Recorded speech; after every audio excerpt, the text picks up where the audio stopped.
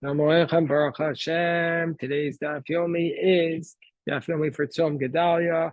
It is Zevachim, Daf Yod Aleph, Zevachim 11. We're going to start on 10b, 5 lines from the bottom. Last word on the line. Today's Daf is dedicated for a Shmir for the Chayalim, Hatzalah for the Shvuyim, and a Yeshua for Am Yisrael.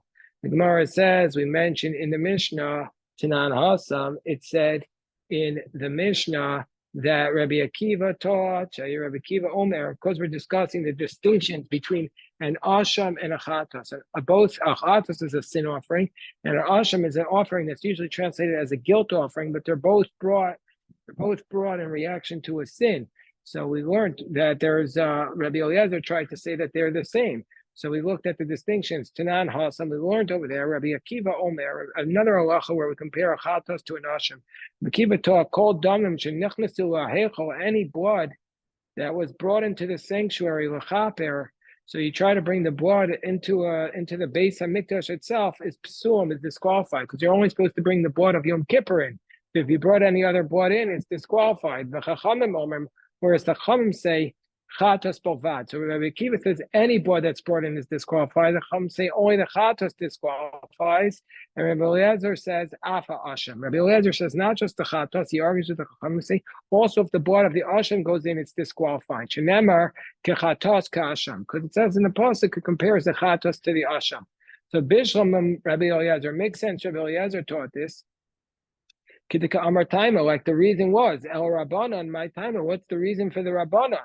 So Amar Rav, what's the reason why the Rabbanan say that it's just the chatas and not the asham? So Amar Rabbi, Amar Rava, asham nichnas tamu ifnim, paso lo matzis amris. He says the asham, the guilt offering, that we don't want to say that if it goes in, it's disqualifying. And the Gemara is going to do a series of attempts of kal v'chomers. Just have to hold cup for it. Top as so just try to do the best. He says we can't say that the asham disqualifies if it goes in because we'll learn it from an ola. Ma ola on top of 11a, mishehi kalil, which is entirely burnt. Nichnas damo ifnim, if the blood of the ola goes in, it's still kashera. Asham, the guilt offering, she'ino kalil, it's not entirely burnt. We'll call shekain for sure if the blood should go in. We're going to say it should still be kshera because the ola is entirely burnt, so it's holier and it's not disqualified if it goes in. So for sure the asham is not disqualified. So the Gemara says, no, don't bring a proof from an ola. Mala ola shekain einam mechaperes. Don't bring a proof from the ola. The ola doesn't provide atonement for a violation of a sin. So the Gemara says, okay, fine. Minchas chote tochiach. The mincha of a sinner should be proof. You know, there are 3 karbonos where if you're dirt poor, it's a carbon of the Yored, you bring the mincha offering for a sin. The Shvuas Bitoy, the Shvuas Ha'edus, and the Tumas Mikdash V'Kadashav. So there it doesn't provide atonement, and yet if it goes in, it's kosher. Shekain enim mechaperes, minchas chote tochiach, v'leima chatas ha'of tochiach. So the Gemara first of all pauses and says, why are you bringing a proof from the minchas chote? Bring a proof from another blood that goes in, the blood of a bird. The Gemara says, no, chatas ha'of by Rabbi Abin. No, that's a question whether or not this qualifies. That was the question of Rabbi Abin, whether or not this qualifies. So the Gemara says, v'lifroch, but you can challenge that by saying, ma'al minchas chota, shekena eina min zevach. Don't prove it to me from a minchas chota, because that's not a type of animal. So that's just a grain offering. So maybe that's why it's not disqualified. So ola tochiach. So okay, we'll prove it from the ola. V'chazer adin. So you can't prove it from either one. What's the common denominator of an ola and a minchas choteh? Shein kodshei kadashim. They're both holy of holies. And even though their offering goes into the temple, it's kasherin. It's kosher. Afani avi asham. So too, I'll bring the asham shu kodesh kadashim. It's holy of holies. Excuse me. V'nichnas damo ofnim kosher. And if its blood goes in, it's kosher. Amalei Rabba mi barnish of Ashi. No, you could break that kal v'chomer and say ma'atzad hashavas shebehen shekain einla and kitzman. No, you can't learn from the ola and the minchas choteh to the asham because they have a distinction. The minchas asham is actually stricter because it has a fixed price. You have to spend a minimum amount. You have to spend 2 silaim on the asham or it's not kosher. So you can't bring a kal v'chomer from the others. So this is the reason why the rabbis say that if the asham goes in, it's not disqualified. To Amar Krov, it's based upon the pasuk. The pasuk says Dama, it says the verse Dama. Dama shall zu, the blood of the chatas disqualifies the low Dama shal achar, but not the blood of the asham. The idach, whereas the Rebbe Eliezer would say Dama, no, it says it's blood, but low basara, not its flesh. The idach, whereas the Rabbanan would say Dam Dama. They learn out that the blood and not the flesh from the fact that it says Dama and it's not instead of Dam. The idach Dam Dama Ladorsh. Rebbe Eliezer doesn't tarish that. Gemara continues this discussion. Makes sense according to the rabbis who say that a guilt offering that was slaughtered with the wrong intent is still kosher. So that's why the mincha is compared to a chatas and mincha la'asham. This is why the pasuk compares a mincha to both a chatas and to an asham. The Tanya, we're going to see this price. So Rabbi Shimon says, Kodesh Kadoshim hi kachatas kasham, that the mincha is called the Holy of Holies, even though it's not an animal, it's a grain offering, it's called the Holy of Holies, like a chatas and like a asham. Minchas chota harei kechatas. The minchas chota is the law of the chatas. Lefikach kamsa shelo lishma psula. What do we learn from this? That the mincha of a sinner is like a chatas, and therefore if you did the kmitza, which is the essential aspect of the grain offering, you stick your 3 fingers, the Kohen sticks his 3 fingers in. So if you do that with the wrong intent, that's the equivalent of like the shchita, that is going to be disqualified. But minchas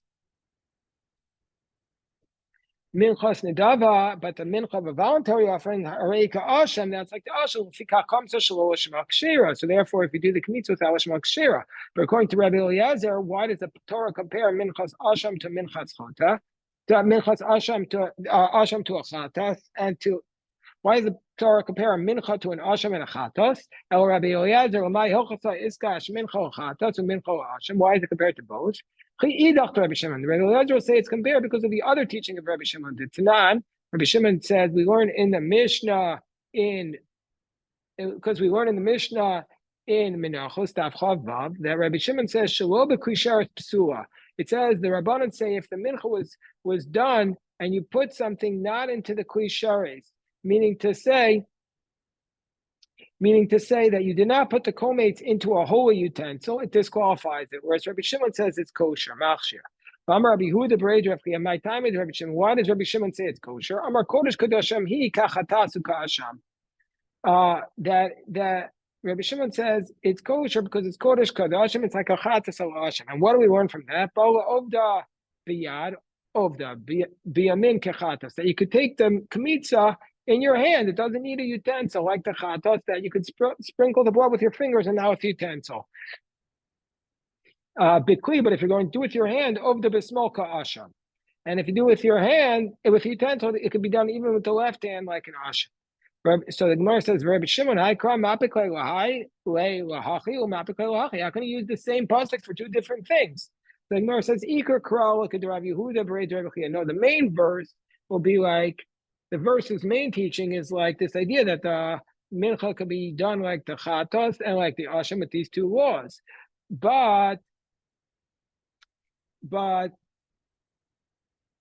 minchas chota the psua shelo lishma, and the idea that a minchas chota, that the mincha of a sinner is disqualified if it's not lishma, taima achrinahu. That's going to be a different logic. Chatas taima mai. What's the reason why a chatas is disqualified with the wrong intent? This dichsivei chatas hi. Minchas chota namik sivei hi. So it's just teaching us that on pasant. Or Rabbanan or my helchasai iskish asham chatas. And according to Rabbanan who say that asham with the wrong intent is kosher. So why is the mincha compared to an asham and to a chatas? So it's teaching us. So why is the asham compared to a chatas? So it teaches that they both require the laying of the hands on the animal, but for the sacrifice, which is called the smicha. So now the next line in the Mishnah, Yosef ben Choni Omer Hanishchatin.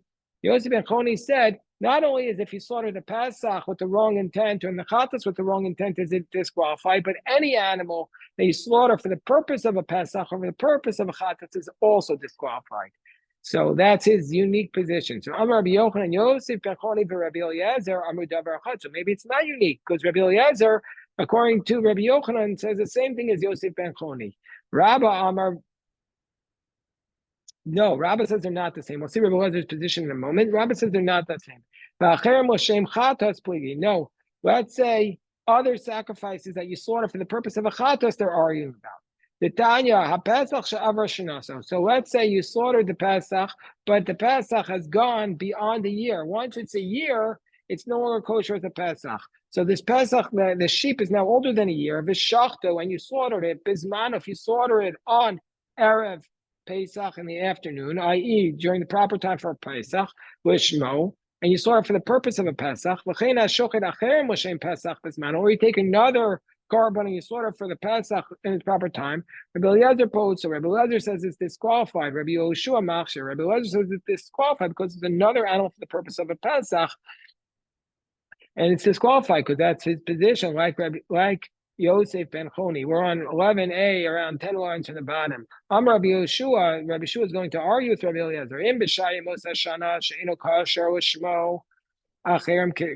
The rest of the year, that if you slaughter a Pesach beyond the time of Pesach for the purpose of a Pesach, then it's going to be she'enu kasher lishmo. So if the rest of the year, then it's not kosher if you slaughter for Pesach, but if you take a different animal and you slaughter it for the purpose of a Pesach, it will be okay because that becomes a shlomim. But bismano shu kosher lishmo. But on the afternoon of Erev Pesach, when if you do it for a Pesach, it's kosher. Eno din sheyichshuru achirim lishmo. For sure, if you do something else for its purpose on Pesach and Erev Pesach will be kosher. So Amar lo Rabbi Eliezer. So Rabbi Eliezer says to Rabbi Yoshua, "Oh, chilufadvar. Maybe you could use that same logic and do the opposite. Maybe just like the rest of the year, she'enu kosher lishmo. If you do it lishmo, the Pesach is not kosher. Kosher l'shem achirim. It's kosher for the others. Bismano on Erev Pesach shu kosher l'shmo. It's kosher if you do it for the purpose of Pesach. In din she'yuchshar l'shem achirim. For sure, it should be kosher if you do it for others. And we know that's not the case. Yuchshar Pesach ba'arba asur shelo l'shmo. Would you say that the Pesach that was slaughtered on the afternoon of 14 shelo l'shmo is kosher? We don't say that. So what's the reason why that others are kosher the rest of the year if you do it for Pesach? Just like it is kosher the rest of the year if you do other karbonos for the purpose. Because the Karban Pesach is kosher if you slaughter for something else the rest of the year. So so too others that were slaughtered on the afternoon of the Pesach for the purpose of the Pesach should be kosher. Because it's disqualified if you do it for the purpose of others. Amalo Rabbi Yeshua responds to that logic. He says, if that's the case, you took away the power of the Pesach and you gave it to the Shlomim. So therefore, Rabbi Eliezer did a different proof for his argument. He says, Matzinu Mosar Pesach, a residual Pesach, an animal that had been originally designated for Pesach, and it's now residual. So we know that he says, Mosar Pesach ba Shlamim, the residual Pesach is a Shlamim, the Mosar Shlamim ba Pesach, but a residual Shlamim does not become a Pesach. Uma Pesach Shemosar ro ba Shlamim, just like a Pesach whose residual comes as a Shlamim. Shachatu bismano, that if you slaughter this Pesach in its proper time with Shlamim Pasul, if you slaughter at proper time for Shlamim, it's disqualified. Shlamim shemosarin ba Pesach, Shlamim whose residual does not become a Pesach. Im shachtam l'shem Pesach bismano, if you slaughter it on the 14th for a Pesach, eno din sheyupson, for sure it should be disqualified. That's Rabbi Elazar's logic. So Amalo Rabbi Yeshua on the top of 11b, Rabbi Yeshua says, no, matzinu mosar chatas. No, I'll tell you why we can't prove that. Because we have a residual sin offering that ola, it can be brought as an ola, the aim mosar ola, but the residual ola does not ba chatas, it cannot come as a chatas. Uma chatas, and just like a chatas, shem mosara, just like a chatas, shem mosara, ma chatas shem mosara ba ola. just like a chatas whose residual comes as an oa, shachto l'shem oa, but if you slaughter the chatas for the purpose of an oa, it's disqualified. Psua oa shem moser abba chatas, an oa whose residual does not become a chatas. Shachata l'shem chatas eno din shetib. So for sure it should be disqualified. So Amar Rabbi Eliezer, well, he says, no, that's not a proof. Don't tell me this by chatas because chatas you do the whole year, it's kosher. Tomar v'Pesach she'eno kosher l'shmo alvazana. Don't say this by Pesach, it's only kosher on Erev Pesach. Since it's disqualified if you do it for the wrong intent, so since the Pesach is disqualified when you slaughter Lishmo not on Erev Pesach, so it's also the case that others should be disqualified if they slaughter for the Pesach. And that's the back and forth of the Kal V'chomer. They don't have psukim; they're just using logic. So now the next piece we have Shimon Achi Azariah taught that Shimon, the brother of Azariah, taught that if you slaughter an animal for something higher than in a higher level of holiness, then it's okay. But at a lower level, it's disqualified. Why is he called Shimon, the brother of Azariah? The Rashi in the first half said because his brother Azariah supported him. They made an agreement that Azariah would support him and Shimon would study, and so therefore they split the spiritual reward, and so therefore Shimon is not called by his father's name or his grandfather's name, but by his brother's name. We see from here that if there's a higher level of holiness, you can go higher in holiness, no matter which level you are, and then it's kosher. But according to Shimon Achi Azariah, if you go lower in holiness, even though it's still holy, you're disqualified. There's a famous Hasidic Maisa about this, that the Rebbe was once pointing to two Hasidim who were on a ladder, and he says to his Hasidim, which one is on a higher rung? They said, what are you talking about, Rebbe? Whoever's on the higher level is higher. He said, no, it depends which direction you're going in. Depends which direction you're going. So that's why you could be you're on Kachim Kalam, you still be holy, but if you're going down, it's not holy. So Rav Ashi, have a good day, Yossi. Rav Ashi Masna Mishmei the Rabbi Yochanan. Rav Ashi taught in the name of Rabbi Yochanan. Rav Acha Berei the Rav. Rav Amas Mishmei the Rabbi Yanai. My time with the Shimon Achi Azariah. What's the reason why Shimon Achi Azariah says if you slaughter something for the sake of holiness of a higher level, it's holy? Because it says in the pasuk, so it says, because you shall not consecrate the Kodesh B'nei Yisrael, Es Asher Yarimu Hashem, that you shall consecrate to God. B'mura mehen emes chalin, that if it goes a higher level, it's not desecrated, but b'namach mehen, but if it goes to a lower level, it is mischalin. And so therefore, if you designate it for something higher than it, it's still kosher, but for something lower than it in holiness, it's not kosher. Where are we, Rabbi Hirschfeld? We're on 11b, around 10 lines, right 10 lines from the top by the two dots. The Gemara wants to know the position of Shimon, the brother of Azariah, who said that if you slaughter, if you have the wrong intent, but if it's for something higher than it in holiness, it's kosher.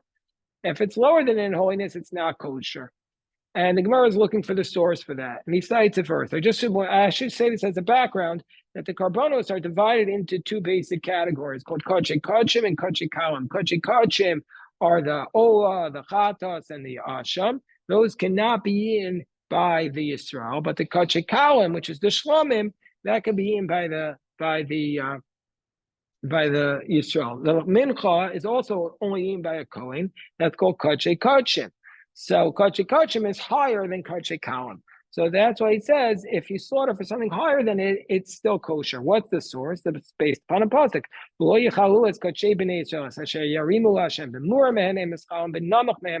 Something lower than it, will become consecrated.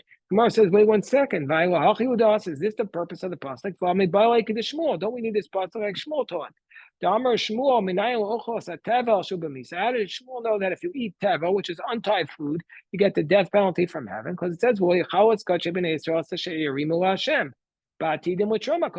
pasuk is referring to somebody who will eventually tithe. If he eats the food before it's tithe, he gets the penalty of death from heaven. Where it says, no, no, he should have said my asher hamu, my asher yarimu, shmami natarti. No, from says asher yarimu, we learn both things. That the tevel, if you eat the tevel, you get the death, and also that if it's okay for higher than it, but not for lower than it. By Rabbi Zera, so now when Rabbi when Rabbi Shimon, the brother of Azariah, taught this law, he says, when he says it's kosher, do we say kasher and ve'imaratzin? He says it's kosher, but you still have to bring another offering because it hasn't fulfilled your obligation. And then Rabbi Shimon, the brother of Azariah, argues with Rabbanan on only one thing. He only argues in one element. Maybe he argues that in both, meaning to say, we'll look at the Rashi here. So by Rabbi Zera, l'shum gavoa man kasher. When it says for something higher, it's kosher because it says kasher and ve'emiratz, the katani kasher and ve'emiratz in kamar. But it's not. It doesn't fulfill its obligation, like the Tana Kama taught, and he's only arguing about it by something lower, where he says it's completely disqualified. Or do we say? No, he's also arguing by the higher. If you do it for something higher, it's not only kosher, but it also fulfills your obligation. Meaning to say, is he only arguing that if you do it for something lower, it's disqualified? Or is he also arguing that if you do it for something higher, you've even fulfilled your obligation? So is he arguing in one or two? Amar Abaye v'tim Rabbi Zreika Tashma, HaBechor v'Maiser sheshachta l'shem shlamim. It says in the Mishnah that if you take there within the shlamim are animals that the Yisrael can eat, those type of karbanos. So if you have bechor and meiser, which are types of shlamim, sheshachtan l'shem shlamim, if you slaughter them for shlamim, kishem, they're kosher. So shlamim sheshachtan l'shem bechor, but if it was a shlamim that you slaughter for bechor or l'shem meiser or meiser psuin, then it's disqualified. If you want to say it's kasher and umaratzin, if you would say you fulfill your obligation, Bechor baratziu. The bechor is not something. It's not a type of category where you have an obligation. If the bechor animal would die, you wouldn't have an obligation to bring another bechor. It's something specific. Only when that animal exists do you have an obligation. So it can be that it's meratzin. Bechor baratziu. So it must be ksher and ve'imaratzin. So it's kosher, but there's nothing to do with your fulfilling your obligation. And so therefore he's only arguing with one case. And from that fact that the bechor is kosher, but it doesn't fulfill your obligation, it must be reisha nami ksher ve'imaratzin. Must be that's the first case. The Gemara says, no, mida irya akadisa v'akadisa. No, it's mutatis mutanis. We say where it applies, where it doesn't apply, it doesn't apply. So the Gemara says, Elamai kamash one. So then what's the chiddush of the Mishnah by talking about bechor and meiser vis-a-vis shlamim? So he's teaching Gavov and Amach Kamashmalan. It's teaching us about higher and lower, but that we already learned. Tanina Keitza Kachim Kachim Shachtim L'Shem Kachim Kalam. But didn't we already learn that if Kachim Kachim was slaughtered for Kachim Kalam, it's no good? So the Gemara says no. What the chiddush is Ma'udatema Kachim Kachim Kachim Kalam. No, you might have thought, okay, there's a distinction in holiness from Karchi Karchim to Karchi Kalam. That's what is a distinction of holiness, of a Kalam to Kalam, but within the lesser category of Karchi Kalam, within the Shlamim, Bechor Meiser versus just a regular Shlamim, that they're all the same category. So we're going to say, Hanami. So the Gemara says, no, but Hanami Tanina. Didn't we also learn that? Shlamim Kodem Mesa Bechor, Mneshei Tunim Matan, Arbos, Michon Sachim, Tunufos, Chazav Ashok. We have a later mission that pay off that the shlamim comes before the bechor and the meiser because they have all these extra laws of the sprinkling, the smicha, the waving. Gemara says no. Ha'ikar ahi agrara nasma. No, this one is the main one. And later on, it was just taught on passant, but it's not the main teaching. All right, we'll stop here. This is today's daf yomi. A big shekayach with the day after Rosh Hashanah.